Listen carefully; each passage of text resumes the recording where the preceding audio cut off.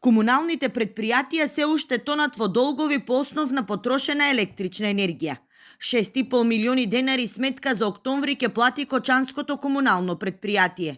Дополнително, треба да се обезбедат уште 2 милиони денари, со кои ќе биде платена првата рата од заостанатиот долг направен минатата година. После раскинувањето на договорот со ЕДАС, компанијата економски оператор кој го снабдуваше комуналното јавно предпријатие до 31.10,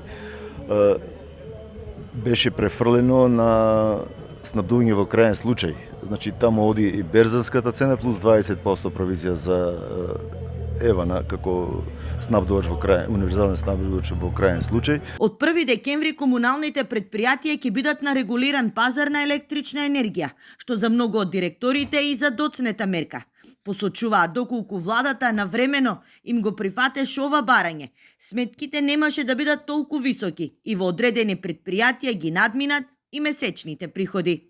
Ова ќе значи дека сме на регулиран пазар, но повторно по цена повисоко кој што беше овој период минатата година, но земајќи ги предвид предходните сметки и цената на киловат час, ќе имаме можност со оваа цена да ги исплаќаме старите долгови, односно оние долгови кои што се натоложија во последната година. Уште на самиот старт од енергетската криза, Сдруженијето Атком побара комуналните предпријатија да бидат ставени на регулиран пазар за да ја задржат ликвидноста, но и да обезбедат плати за своите вработени.